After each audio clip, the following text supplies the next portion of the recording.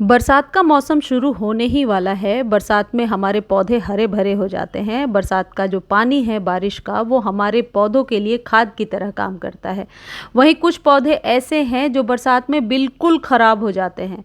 कौन से पौधों की कटिंग्स लगानी है, किन पौधों को अभी खाद देना चाहिए, किन को नहीं देना चाहिए, वो कौन से बीज हैं जो अभी लगा सकते हैं, सब्जियों वाले पौधों का केयर कैसे करना है और फूलों वाले पौधों की केयर कैसे करनी है बरसात में, ये आज के वीडियो में आप जानेंगे।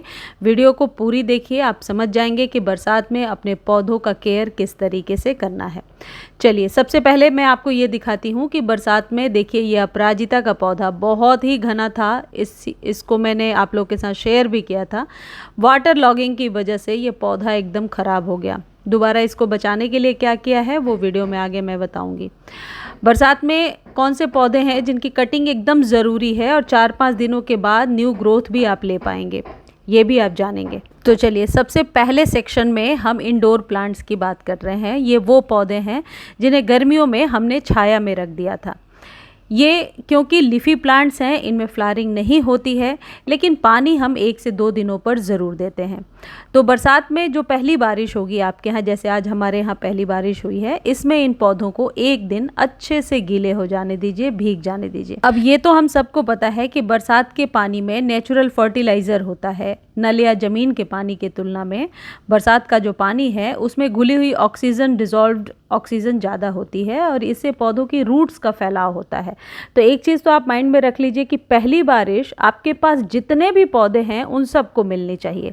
अब ये जो इंडोर प्लांट्स हैं, इनका जल्दी जल्दी मैं नाम बता देती हूँ। जैसे एग्लोनिमास हैं, जैसे जीजी प्लांट है, या फिर आपके पास डिफेनबेकिया है, या फिर रबर प्लांट है, या फिर आपने कटिंग लगा रखा है किसी भी प्रकार के इंडोर प्लांट का, तो उन सबको सिर्फ पहली बारिश ही आपको देनी है।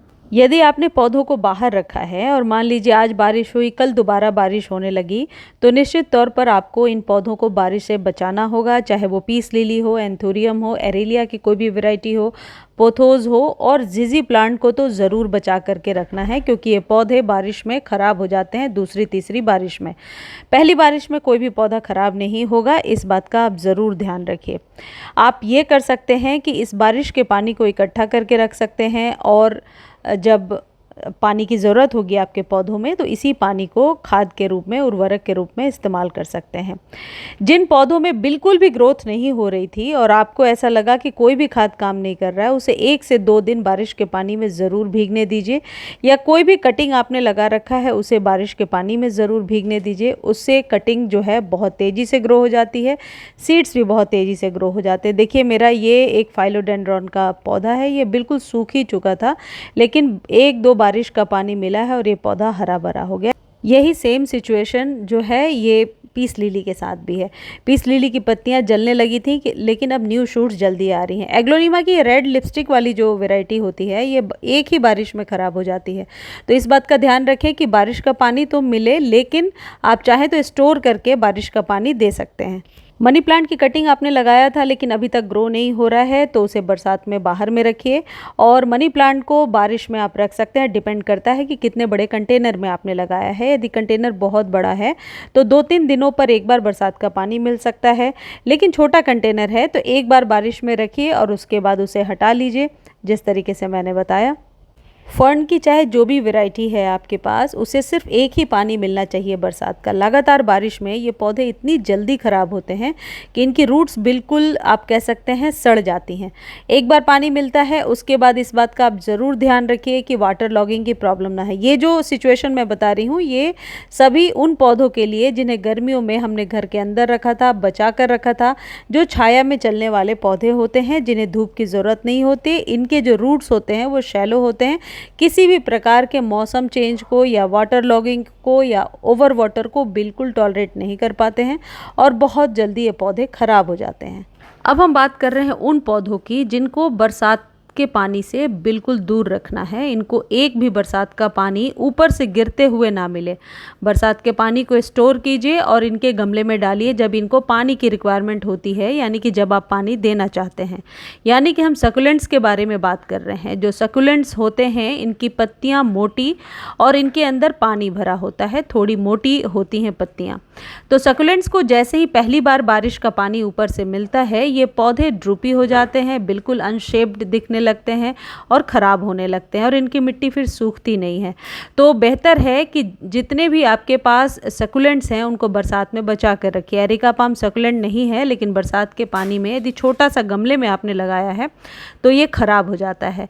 आपको बेगोनिया को भी बचा कर के रखना है। इस तरीके से सकुलेंट्स की जितनी भी वेराइटीज़ जो सर्दियों में हमने लगाई थी वो आपके पास है, तो उसे बरसात का पानी ऊपर से गिरता हुआ बिल्कुल ओपन में ना मिले, इस बात का आपको ध्यान रखना होगा। जेड की चाहे जितनी भी वैरायटी हो, क्रेसुला हो या जेड की छोटी पत्तियों वाली वैरायटी हो, सबको पानी से बचा करके रखना है आपको। एक ही बरसात का पानी इनको ख़राब कर देता है। यदि मिट्टी आपकी भुरभुरी नहीं है या फिर थोड़ी चिकनी मिट्टी है तो फिर पौधे को बचाना मुश्किल हो जाता है। बेबी सनरोज़ का पौधा यदि आपके पास है, अभी बेबी सनरोज़ तो परमानेंट प्लांट है, सभी के घरों में करीब करीब होता है, ये भी एक टाइप का सकुलेंट है, इसको भी बरसात में बचा कर रखना होता है।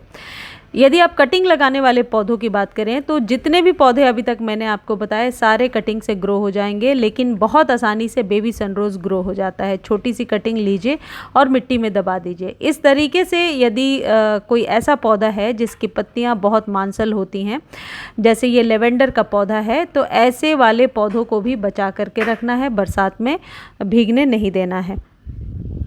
जेड का पौधा यदि बहुत बड़ा है और घना हो गया है, 4-5 साल पुराना है, तो डायरेक्टली इसके ऊपर बरसात का पानी पड़ सकता है, पौधा ख़राब नहीं होगा। बस जो मैंने शुरू में फार्मूला बताया कि दूसरी बार में ध्यान रखना है कि कॉन्जिक्यूटिव बारिश हो रही है, आज भी हो गई, कल भी हो गई, परसों भी हो गई, तो बचाना होगा। लेकिन ये जो पौधा आप देख रहे हैं ये पहली बारिश में ही ख़राब हो जाता है। मैं अपने एक्सपीरियंस से आपको बता रही हूँ।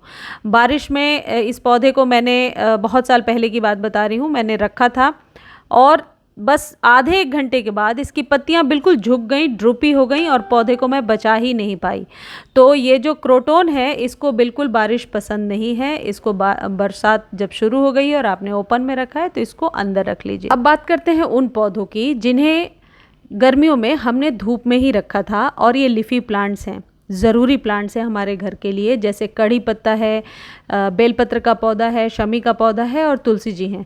ये वो पौधे हैं जो गर्मियों में बाहर रहते हैं, तो इन पौधों को बारिश का पानी बहुत ही ज़्यादा आप कह सकते हैं लाभदायक होता है, तो इनको ओपन में रहने देना है। इस तरीके के पत्तियों वगैरह में छेद है, किसी भी प्रकार के मिलीबग्स या काले फंगस वगैरह का अटैक है, तो बरसात में ये प्रॉब्लम सॉल्व हो जाती है।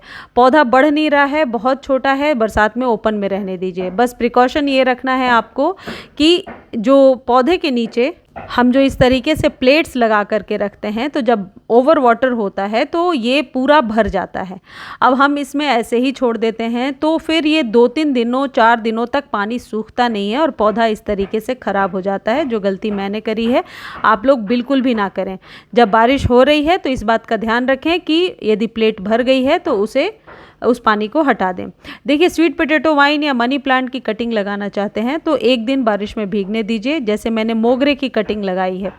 इन सभी पौधों को कटिंग से ग्रो करने का, अपराजिता को बीजों से ग्रो करने का सही टाइम चल रहा है। गुड़हल गुलाब की कटिंग भी लगाई जा सकती है।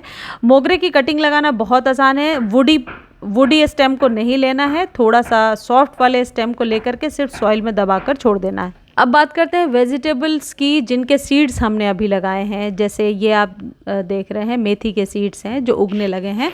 इनको बरसात में आप ओपन में रख सकते हैं, इनको बढ़ने में मदद मिलेगी। लहसुन, प्याज, अदरक या इस तरीके के जितने भी आपने लगा रखे हैं, ज़मीन में बो दिया है आपने या खेतों में भी बो दिया है, तो वो बारिश में भीगकर और अच्छा हो जाएगा।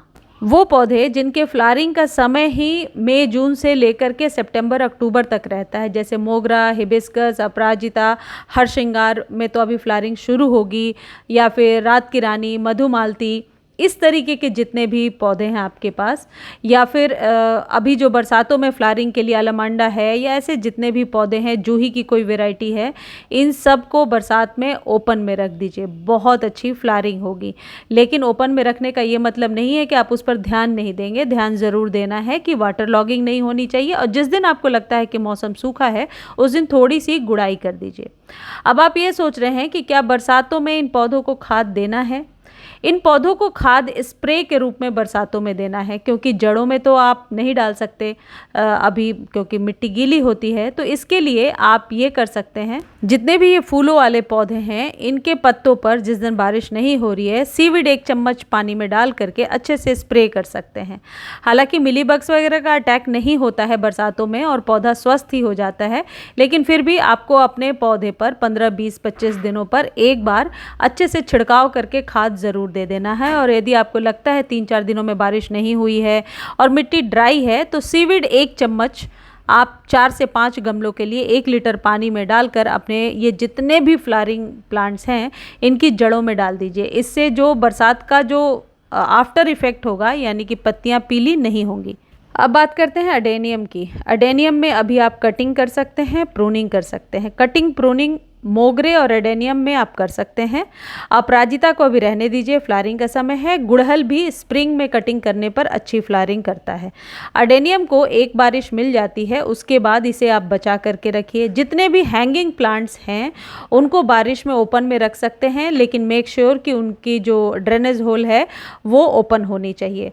पुदीना, धनिया, ये सब जो भी आपने लगाया है, देखिए हमारे यहाँ ग्रो कर रहा है, या फिर अरबी के पत्ते मैंने लगा रखे हैं, यदि आपने भी लगा रखे हैं तो इन सबको बरसात में 1-2 बारिश में भीगने दीजिए। अरबी के पत्ते अक्सर बरसात में ओवर वाटर से सड़ जाते हैं, तो ये आप अपने गमले को देखते हुए अंदाज लगाएंगे कि इतना पानी ना हो कि जो उसकी जड़ें हैं वो सड़ने लगें। चलिए अब बात करते हैं बल्ब वाले पौधों की। जितने भी छोटे छोटे बल्ब वाले पौधे हैं, जैसे आपके पास यदि स्पाइडर प्लांट है, उसमें छोटे छोटे बल्ब होते हैं, फर्न की वैरायटी है उसमें भी बल्ब होते हैं, या फिर और भी बल्ब वाले जो पौधे हैं, उनके बल्ब को सड़ने से बचाने के लिए बरसात के पानी में विशेष ध्यान आपको ये रखना है कि वाटर लॉगिंग ना हो। एक बार पानी मिल गया है, लेकिन बल्ब क्योंकि बहुत जल्दी सड़ने लगता है, इसलिए जो मिट्टी है वो भुरभुरी होनी ज़रूरी है। और मिट्टी तो मान लीजिए आपने पहले से बना लिया है, तो आप अपने कंटेनर साइज़ का ध्यान रखिए कि कंटेनर छोटा है तो जाहिर है उसमें वाटर लॉग नहीं होगा, बड़ा कंटेनर है तो एक ही बारिश का पानी ठीक है। सबसे ज़्यादा जो बरसात का पानी आपके पौधे के लिए फ़ायदेमंद है वो है पोर्टुलाका। पोर्टुलाका पे फ्लावरिंग का ही समय है, तो बरसात में उसे ओपन में रख दीजिए, बहुत अच्छे फूल खिलेंगे और बरसात के पानी में वो फैलेगा। जितना ज़्यादा फैलेगा फ्लावरिंग उतनी अच्छी होगी। गुड़हल पर भी बरसातों में बहुत अच्छी फ्लावरिंग होती है, खासकर देसी गुड़हल में। यदि आपके पास हाइब्रिड गुड़हल है तो उसे बरसात में थोड़ा बचा करके रखेंगे, यानी अपने पौधे को देखते हुए। आपके पास इस तरीके से रात रानी या फिर हर श्रृंगार है तो उसे बरसात में ओपन में रख दीजिए। नाग चंपा को भी ओपन में रखिए, और चंपा का पौधा है तो उसमें फ्लावरिंग का समय है, उसे आप ओपन में ही रहने दीजिए। रोज़मेरी को बरसात में बचा कर रखिए, नहीं तो ख़राब हो जाते हैं। यदि आपके पास टमाटर, मिर्च, बैंगन, नींबू, इन सब के पौधे हैं तो इन्हें ओपन में रहने दीजिए। बरसात के पानी में इनके पत्तों पर यदि किसी प्रकार का फंगस का भी अटैक है तो वो ठीक होने लगता है।